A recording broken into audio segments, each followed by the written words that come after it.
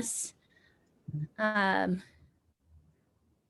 We're ready to go. Looks like we're streaming live on Facebook and folks are in from the waiting room.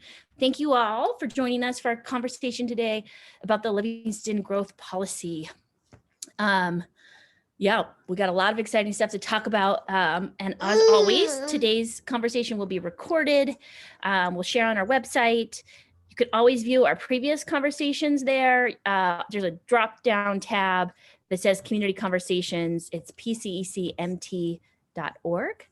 And we are thrilled to have a special guest today, City Planner Matthew Menard.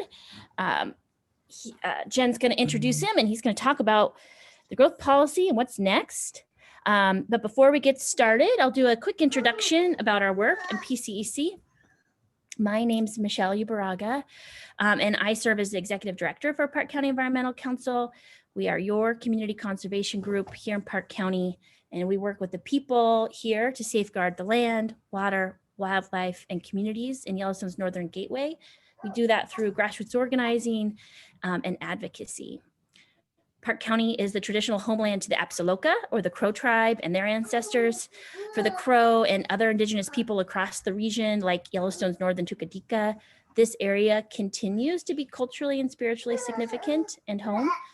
Park County today has a long tradition of human habitation of people who have loved and continue to love and cherish and steward this place. And so we're committed to working together to honor that legacy and this place for future generations. We've been hosting these conversations about growth and planning in our community for the past several years. We moved online. Our goal is to host conversations and help our community gain a broader understanding of the issues that are some of the most pressing issues in our community and what we can do about them. There's a lot happening right now around growth and development. So we're seeing more and more people moving to this part of Montana. It's been happening for a long time, but the trends have been pretty phenomenal since the pandemic. So that really has made our work around growth and planning even more important. We're really thrilled that we've had the City of Livingston willing to dive into that work, and a really committed staff, planning board, and commission doing the hard work of updating our growth policy. All right, with that, I'm going to pass it over to Jen to introduce Matthew. And Mario and I are going to mute. Thanks, Michelle.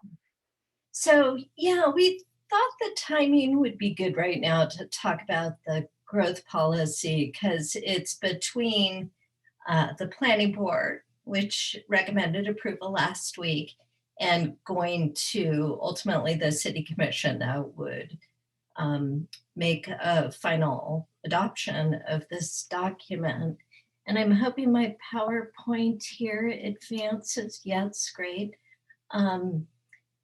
So 3.5 years ago, Michelle and I sat down, and I was looking to transition out of working for the federal government and get back into my main plan of my main professional field of planning. And we kind of talked excitedly about the Park County growth policy process having been completed and the potential to implement the Park County growth policy. So I started off 3.5 years ago really thinking that that would kind of take up most of my time. And I have a background in county planning, so that really excited me. And it still does, isn't it? It's still out there. But as we were looking at just planning in Park County in general, we started diving into Livingston's planning a little bit more. And that's why we put together this timeline just showing kind of our thinking and our process in looking at planning in Livingston and identifying what we did back in the winter and spring of 2018, so 3 years ago, what we saw as some deficiencies. And the deficiencies had to do with kind of older documents. And Matthew Menard, working in the Livingston Planning Department, aware of some of the documents out of the Livingston Planning Office, typically try to keep, documents somewhat current. And it had been some time since a number of these documents, including the growth policy, had really been looked at and comprehensively reviewed. So just looking at the timeline, just putting this up here to show that these processes to update documents are time consuming. And part of that is, in this case, money needed to be raised. We needed to convince the city that a comprehensive update would be worthwhile. So we did things like a petition and letters to the editor and tried to raise, money.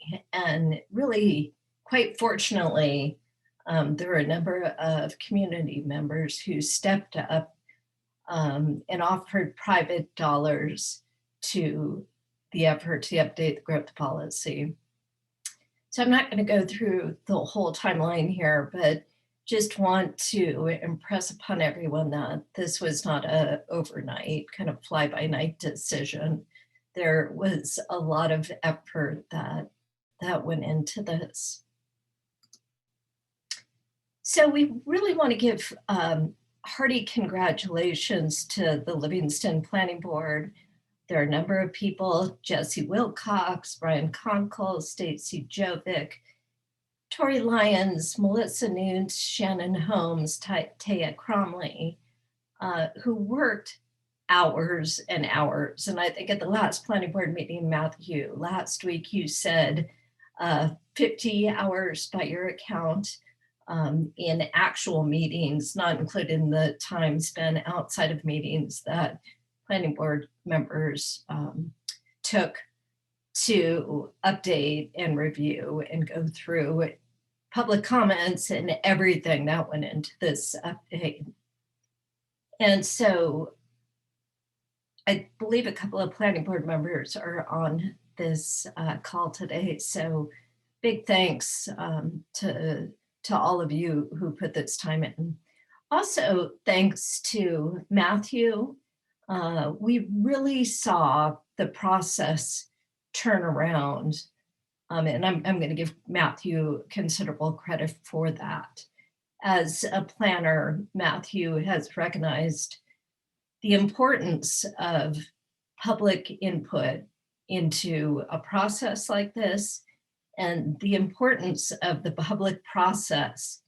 And that includes things like transparency, making documents available to the public, making processes clear to the public, like providing staff reports and agendas. That makes sense. So Matthew, there was a time, quite frankly, last fall, that a number of us were feeling pretty disheartened, and you turned that around.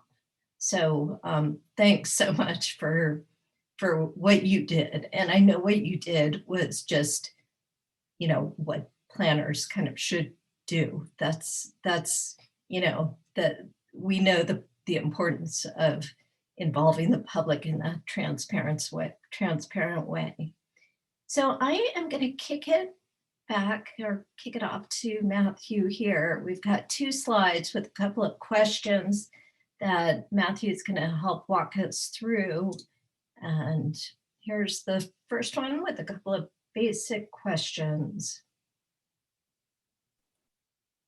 Hi, everyone. For those of you who don't know me, I am Matthew Menard. I'm the Deputy Planning Director for the city. Jen, it looks like the slide jumped back, so if you don't mind jumping forward again. The first question, perfect, on the slide is, what is a growth policy? Our draft growth policy does sum this up nicely under the header, what is a growth policy? And it reads, a growth policy serves as a comprehensive plan to guide decisions about land use and development, as well as other public investments. So what does that really mean? It's basically a set of recommendations on how the city guides and approaches growth and change in a direction that has been determined to be desirable by the community. As Jen mentioned, there's been a lot of public input into this process, and we really wanted to create a document that represented the desires of the community.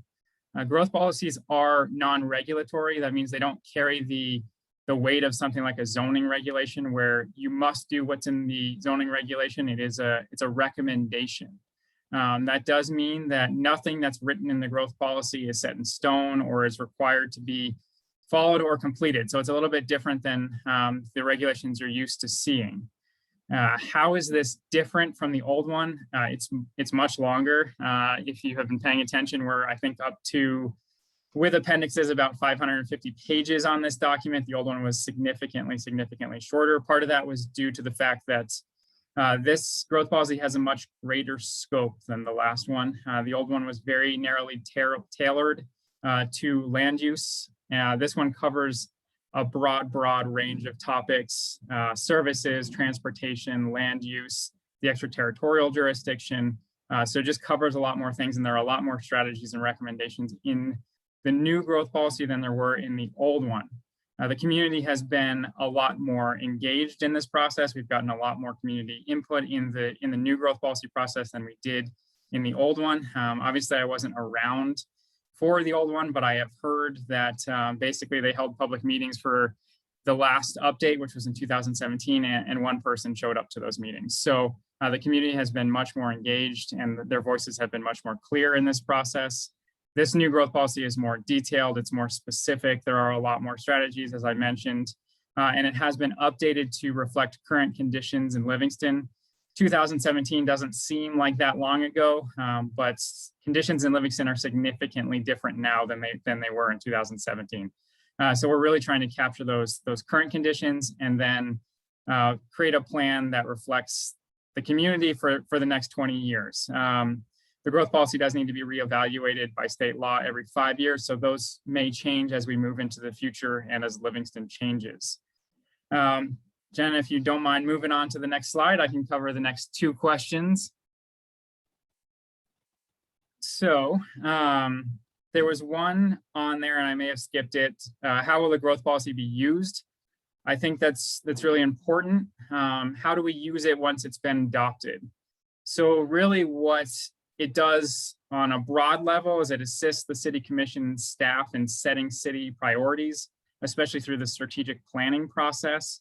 It also serves as a foundational guide for potential updates to city plans and ordinances, things like updating the zoning regulations, the subdivision regulations, annexation policies. We're currently working on a trails and active transportation plan that will need to be consistent with the growth policy.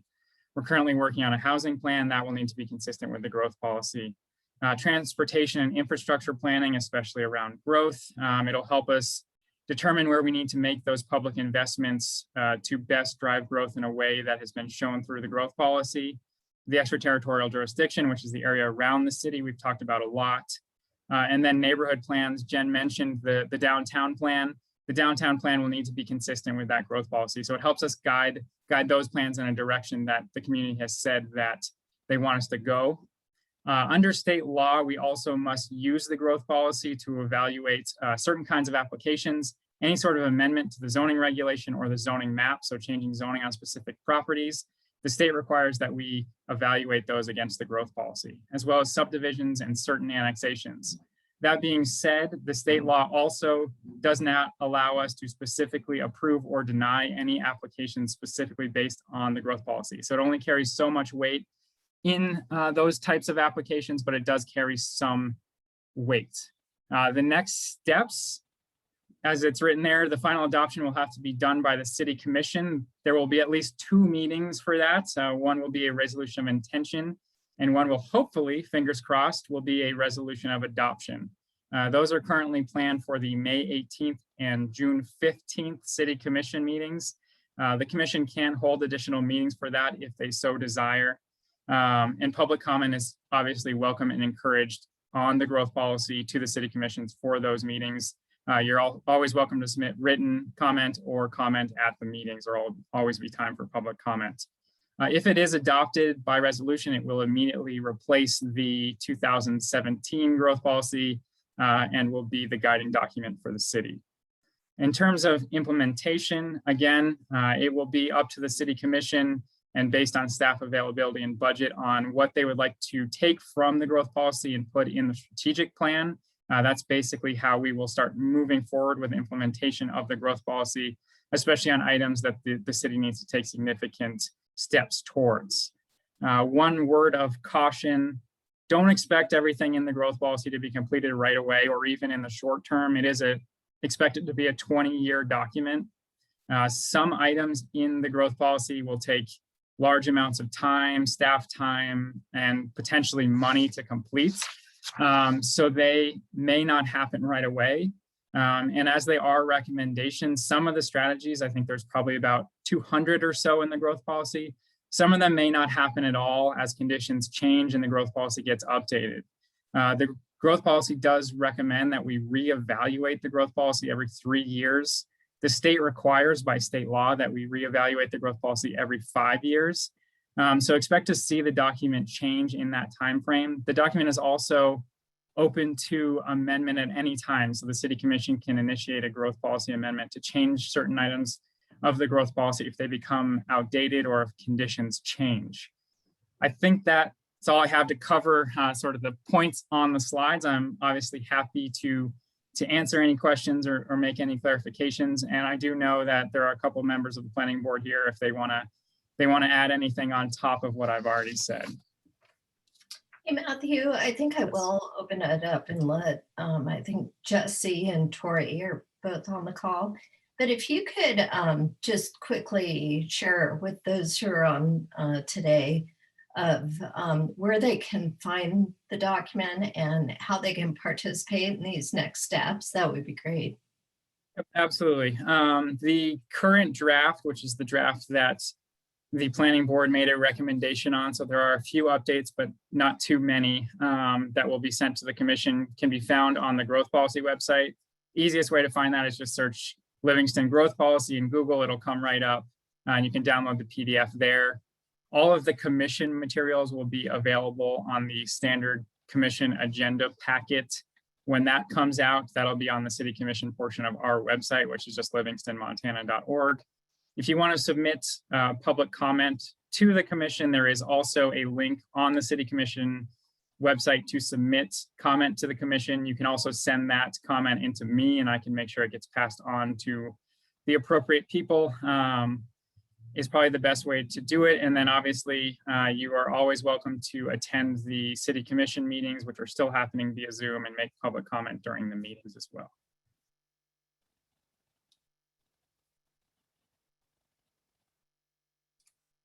And it looks like Jonathan has dropped the link to the growth policy in the chat. So you can definitely find it there. And thanks, Jonathan, for doing that. Great. And thanks for all of that, Matthew. Jesse and Tori, you're both on. Do you guys have anything to add as planning board members, having gone through this incredibly rigorous process over the past couple of months? I'm happy to jump in. Oh, there's Tori. I couldn't see, his square wasn't up. Gosh, what to say about the growth policy? Hallelujah, we did it. I'm just really, it was an awesome journey. And I know I've said all of this in the last meeting, and just so appreciative of the community, and especially the planning board members and the city staff. We did take a lot of time and a lot of effort in going through that policy page by page. And I couldn't be more proud of us as a group working together. And just proud of the community for being so engaged. I think at one point we had over 60 people at one of our planning board meetings addressing the growth policy. And to me, that is some significant community engagement, which means we are a community who is, determined to make our community a better place. And so that's a huge deal.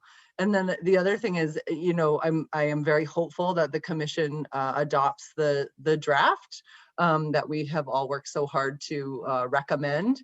And then I'm just really interested to see how things go as stuff comes up, and how the growth policy is leaned on as a guiding document, and just how that process will play out. And I'm very hopeful that the growth policy and all the work that's gone into it really is utilized to its maximum potential, and that and that the community sort of gets back what they put into that process.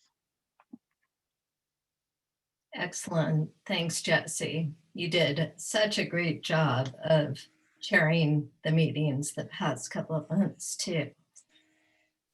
Thanks. How about Tori? I think that Matthew and Jesse have covered almost everything.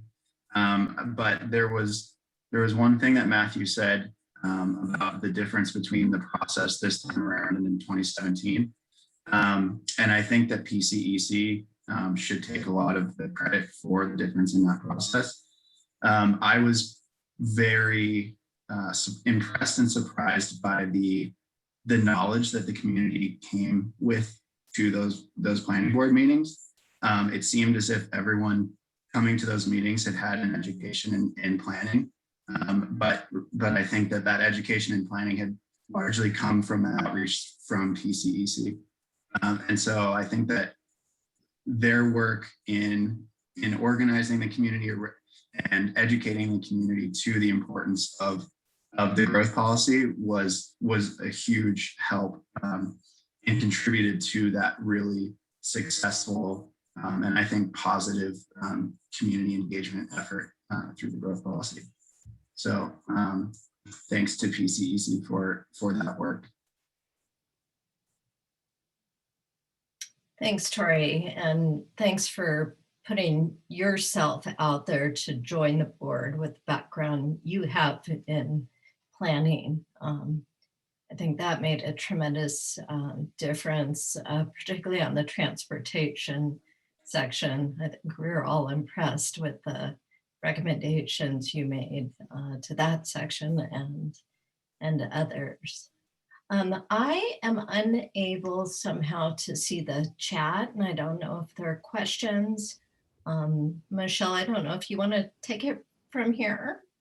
Yeah, and thank you all. Let me see. So I want to encourage folks to put questions in the chat. I don't see any yet, but I have a question to kick us off, and this could go to really Tori or Jesse. I would love to hear from you kind of what you felt like were really strong points. What was like where you felt really like this is a really important section, and I'm really glad that we so do you kind of have a highlight, is there anything where you're like, oh, we could have pushed the envelope here a little bit more?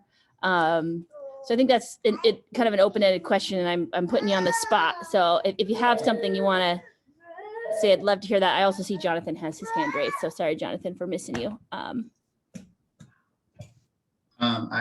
I would say personally, I was very excited about some of the strategies that we included in the subdivision section of the growth policy. I think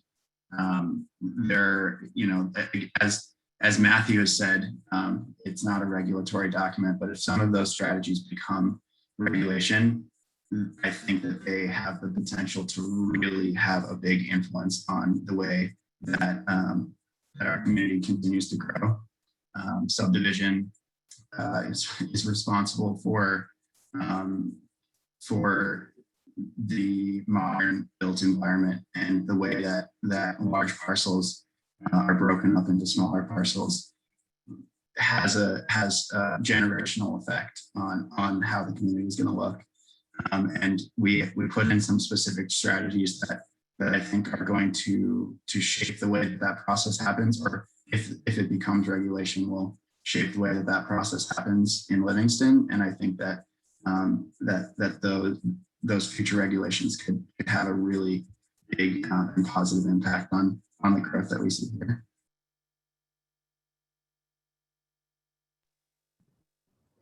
Yeah, so good question, Michelle. And like my head just popped into every single chapter that we just went through over the last several months. But the big things that came out or that just pop into my head with the draft is, you know, the real maybe passion around infill.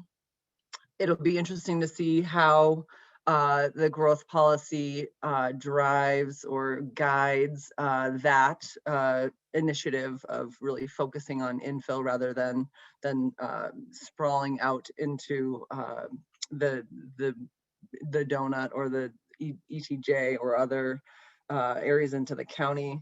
The real passion around the environmental initiatives, and how you know, how that plays out. The other thing that really came to mind was, you know, moving forward with the city county collaborative, and you know, how important that will be to fulfill those two goals, you know, the environmental piece and the infill piece. What else came into my head? You know, the housing and the economic piece. There's just so much in this draft that that the community really had so much input into, and I'm really hopeful that it guides us in the direction that we established during this process. So those are some of the real highlights that I can think of, and that's really. You know, I'm just really interested to see how it plays out and very hopeful. Awesome. Thank you. Go ahead, Jonathan. Yeah, I was just wondering, for people that haven't spent as much time kind of with the document, learning about it and engage, like at all the hours of meetings and everything, how should they engage with it? I mean, it's 130 pages with the 51-page appendix about the extraterritorial jurisdiction. How does somebody look at the growth policy? Like, what's a good way to kind of go about seeing the vision for the community without having to go through and read over 200 pages? So start with the introduction. It lists out those themes that Jesse was talking about. We will likely complete an executive summary, so hopefully there'll be a sort of condensed version of that, which will be very similar to the introduction. But if you just want to see the broad overarching themes of the growth policy, of what the community has said, the introduction is a great place to start. It's not particularly long, and it should give you a good overview, almost the 10,000-foot view of the 10,000-foot view of what we've heard through this process. And then I think that if you're interested in getting a little bit more into the weeds, but not reading 500 pages, the implementation section, which outlines the timeline for implementing all the goals and strategies, I think that would be another good place to look. And then if a goal or strategy sparked your interest, then you can find that somewhat in its respective chapter. But I think that section really does have it does have all of the meat of the whole document, and it's not necessarily an aesthetic accomplishment in the draft, but it has all the information, so that might be a good place to look as well.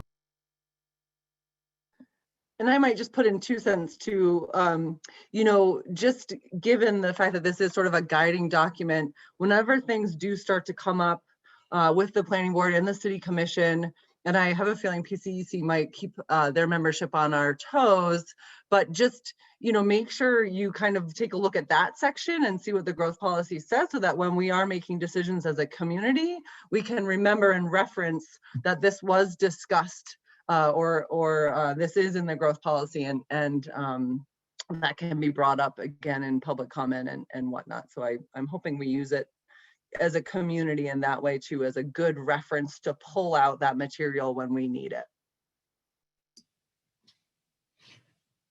One thing that I can add to, as a planning board member on the other side of the paths, and someone on a planning board recently who has gone through a growth policy update process, we have met on the Bozeman Planning Board a number of times to talk about what some of our post-growth policy goals are. So we're trying to talk about, in terms of implementation, what our priority recommendations would be. And as a planning board, we recognize that we're not the ones setting the budget. We're not the ones setting, kind of policy moving forward, that's the city commissioner's job. But we can, as a board, make recommendations. And we left the growth policy update feeling that we're the ones that know the growth policy the best, having spent so many hours on it. And so we felt it was important to not like stop our role in that process.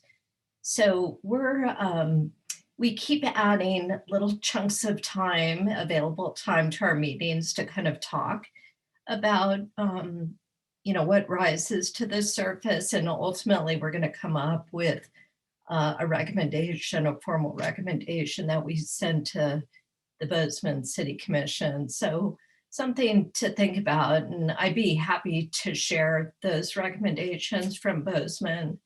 And a lot of it's going to be very similar to stuff you're experiencing in Livingston, housing affordability, and the board kind of trying to make recommendations that we think will help the housing affordability and housing supply issue as we see it. So just thoughts as a fellow planning board member. Thanks, Jen. Thanks, everyone. That's great. We've got some good lineup of questions in the chat. So I'm going to go to Sarah and then Barb and Sandra. So Sarah, if you want to unmute and ask your question.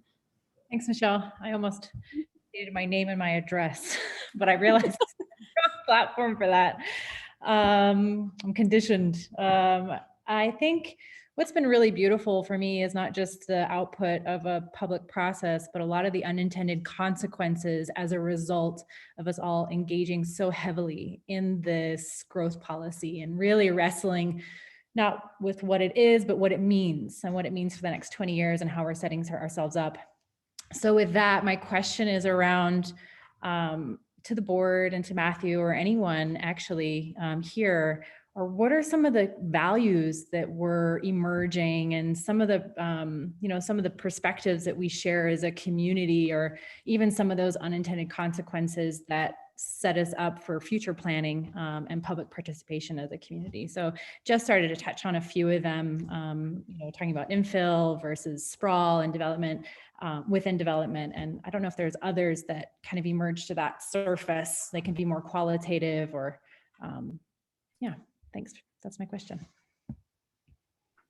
So I think through the input process, and especially starting once the planning board had a draft last fall, there have been 4 topics that have really risen to the top of the concern list, you could say, or the desire list.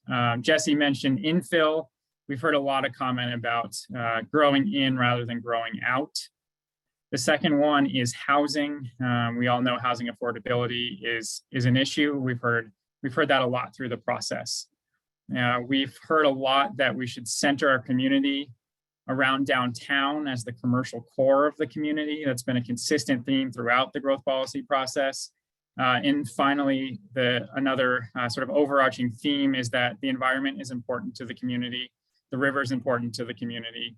And the area surrounding the community remaining in that open space agricultural use is important to the community. I think those are the 4 big ones that I've heard rise to the top throughout this process.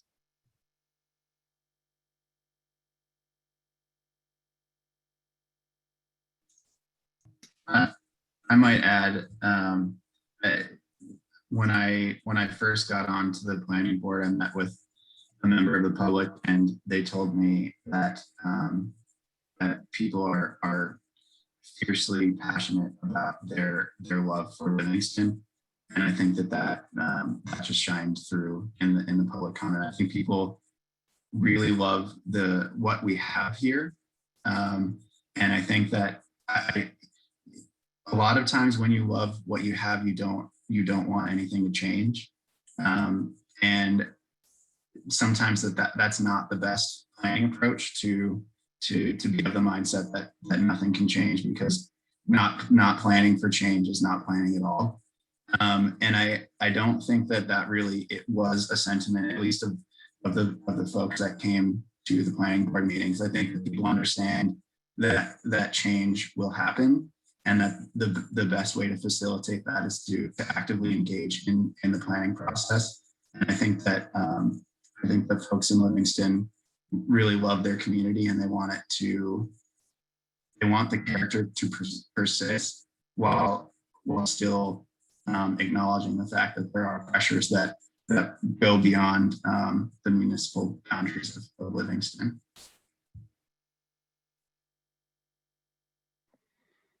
Yeah, and I might piggyback on Tori's a little bit. I think, given the 4 themes that Matthew mentioned, I still do think, and the public participation that we had, I do still think there's a lot of education that we could provide our community in the why for some of the things that will happen when change occurs or when change starts knocking on the door. And, I think the housing action team will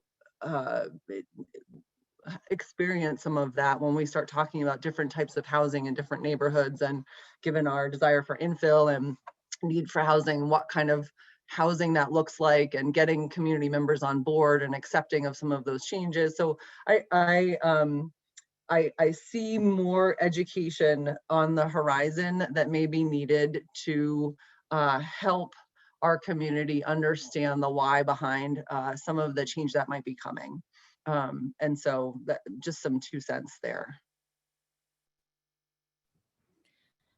That's perfect, because it leads us right into Barb's question about housing. Take it away, Barb. Yeah, so first of all, thank you everyone to the amazing work. I will confess I did not make it to the end of every meeting, so I didn't get to hear all the positives, but I'm sure they were said, so thank you for your work.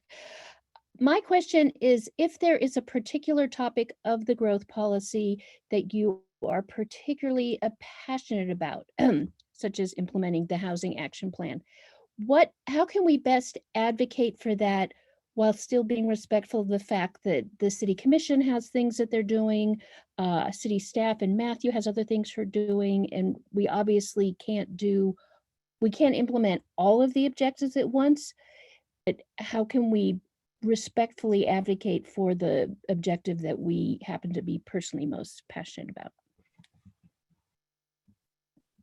The best way to advocate is always to tell your elected representatives, your city commissioners, what you're passionate about and why you think they should prioritize that. In the end, it's limited by staff availability and budgeting, obviously. But through the strategic planning process, the city commissioners working with staff are able to set those priorities. And if the public has a specific priority that they want to see come to the top of the list, telling your commissioners what those priorities are, it is always helpful. Staff and the commissioners rely on the citizens to tell us what's important to them, just like we did through the growth policy to set the strategies, continuing to tell us what's important to you and what you'd like to see completed is the best way to do that. That being said, continuously, badgering staff or city commissioners about a specific item over and over and over again is not particularly effective, especially with how busy staff is, and being very specific and targeted to strategies, goals, and objectives that are listed in the growth policy. The housing action plan is a great example. It's already underway, so it's not as much of an issue of trying to get that completed, but once it's completed, making sure that you tell the commissioners and staff that it's a high priority for the community to make sure that we achieve some of the goals of that housing action plan. Or if there are other recommendations in the growth policy, making sure you let your commissioners know why you want it completed and what you want completed and why you think it should be a high priority. The commissioners represent you. Staff is obviously here for the greater good of the community. So we always want to hear the concerns of the community and what we should be looking at as we move forward through the future. And obviously the growth policy is that foundation that gives us a list of those items, but we do have to prioritize those. So telling us how to prioritize them is very helpful for us. Thank you, Matthew.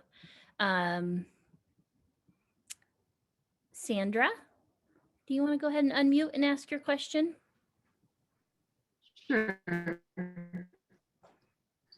My question is, how easy is it for commissioners to, after the policy is adopted, amend something?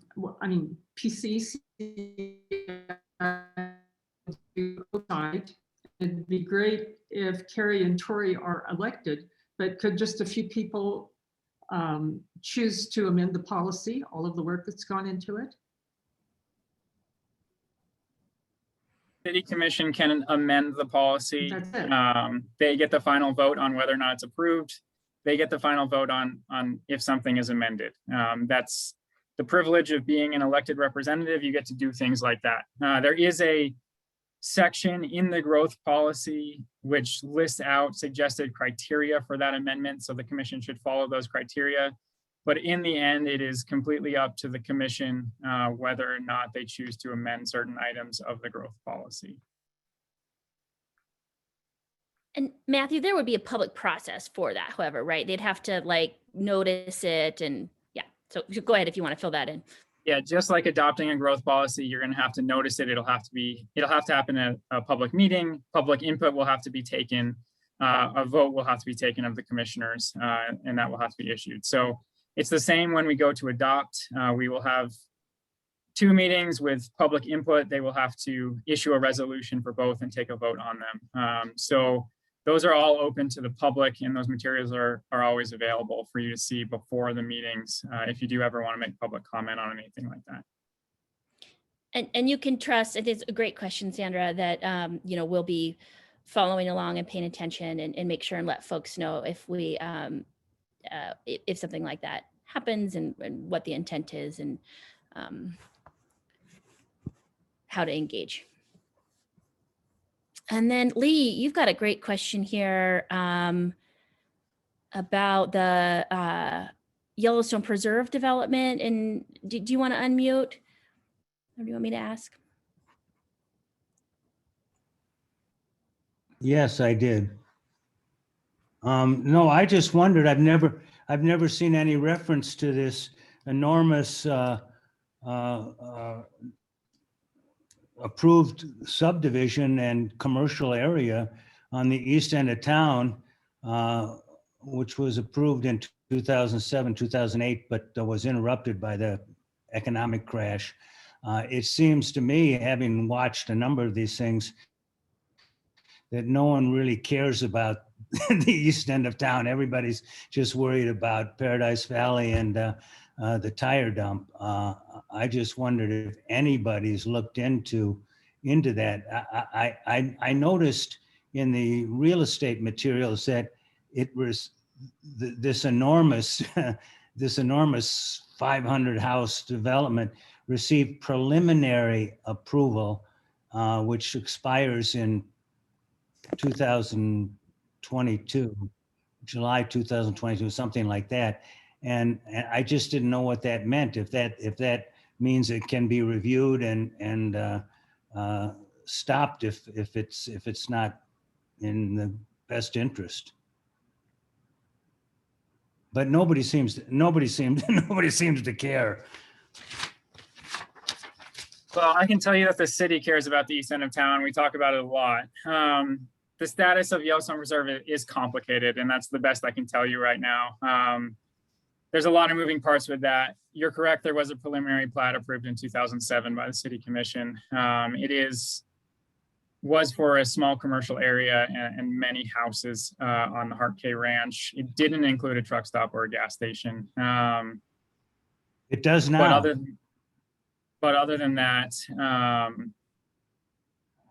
it's complicated is the best I can tell you. There's a lot of stuff going on with that. So, and with that approval from 2007. So I can't really give you any solid answer, unfortunately. Well, look for a moment too at the rest of what's going on in the East End. There's a gravel pit that seems to grow exponentially every day, owned by a buddy of Donald Trump, that Fisher gravel pit. And right across from there, I noticed that they've started putting in roads for a big new subdivision right off Swingley Road. And I don't know if anybody's watching it, what's happening down there.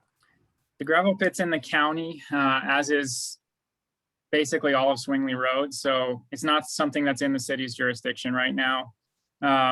If we were to adopt the extraterritorial zoning, that area would be within, the gravel pit area at least would be within that district, but there's a lot of steps to go through before that. We can't tell the gravel pit that they can't operate anymore, nor can the county until their approval expires, basically. One of those things that's pretty well protected by the state and is an existing use, but all of that is in the jurisdiction of the county. Okay. And I just wanted to chime in here too, really quickly. At the last planning board meeting on the 21st, we did discuss the future land use map that incorporated that piece of the Yellowstone Preserve that was annexed into the city. And we did recommend that be open and natural.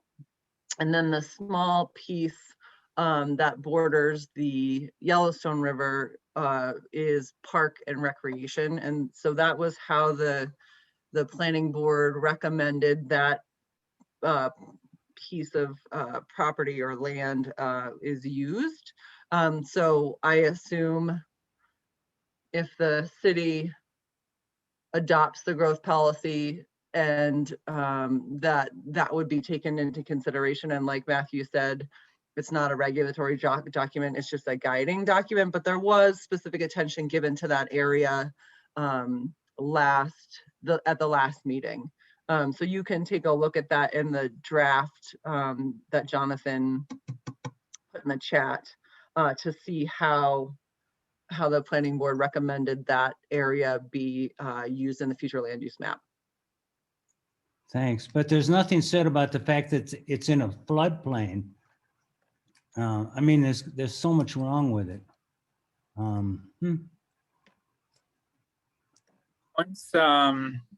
Once they have preliminary approval, and again, it's complicated, that approval stands. It was given by the City Commission. They did some floodplain work out there, but once it's preliminary approved until it expires, it's approved. It's complicated and there's a lot of moving parts, and I really can't give you any specifics, unfortunately. And I'll back Matthew up there. I've spent a little bit of time diving into it, and it is complicated. It might be worthy of another conversation in and of itself. So perhaps we can look at doing that as more information comes forward. Can I jump in for just a second to compliment Lee on observing that? As Bob Evinger. Yeah, there's a stockyard that's just been torn down off of Swingley and a big new road off of Swingley going in.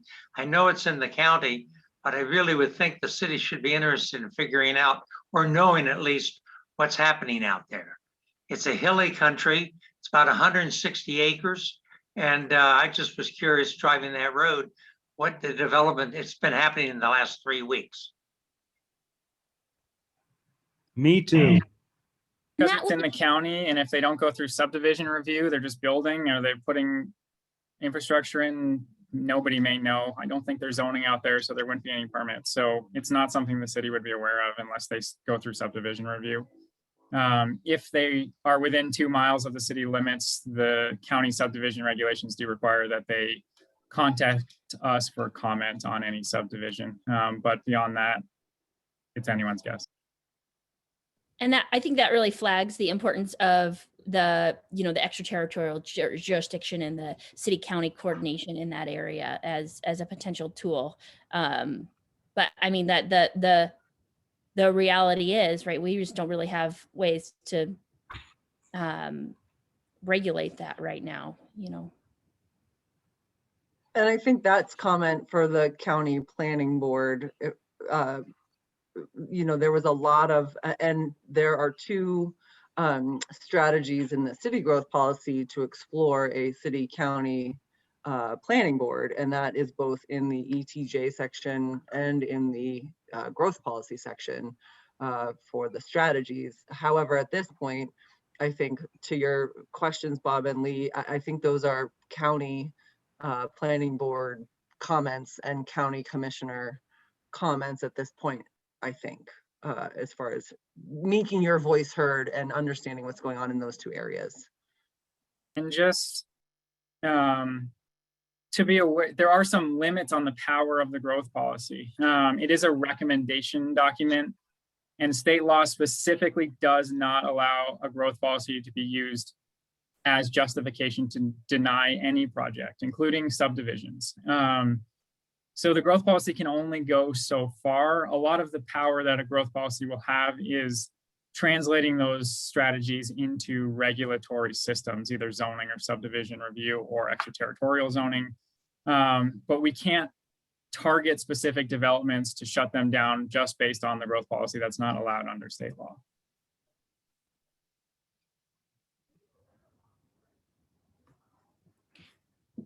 I was wanting to try to pull up the map from the growth policy. I don't know if that would be helpful. Just to kind of look at that parcel and how you guys tackled. And that, I do think that property in particular is, part of it's in the city and part of it's in the county too, right? The really, the big Hart K property there. Map in the current draft will not show the updates made at the last meeting just because they're still working on them. So it's probably not particularly helpful. It's going to show it as presented before the last meeting. Okay, great. Yeah, thank you. But great question, Lee, and thanks for bringing that up and same, Bob. All right, I am looking. I don't have any more questions lined up in the chat here.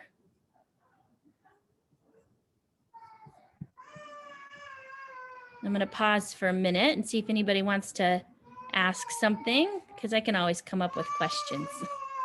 And this is a really great conversation. I really appreciate Jesse, Tori, and Matthew all tackling this with us. Just as a reminder, how can people participate next? Next hearing will be with the City Commission. Again, submit written comment to the City Commission about the item or make public comment when it comes in front of them. I'm expecting that meeting to be May 18th.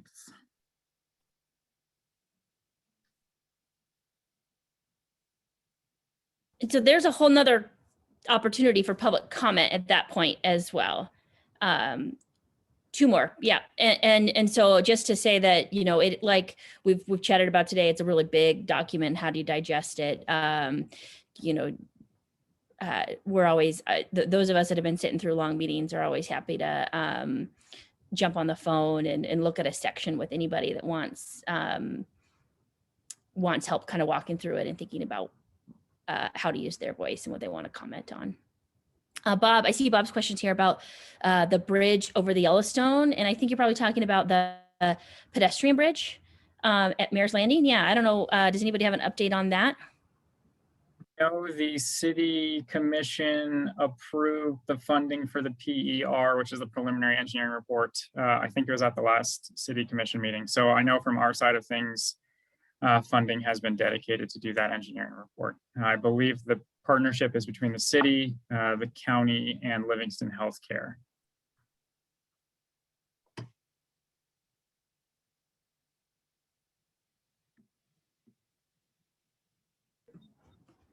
Thanks, Matthew.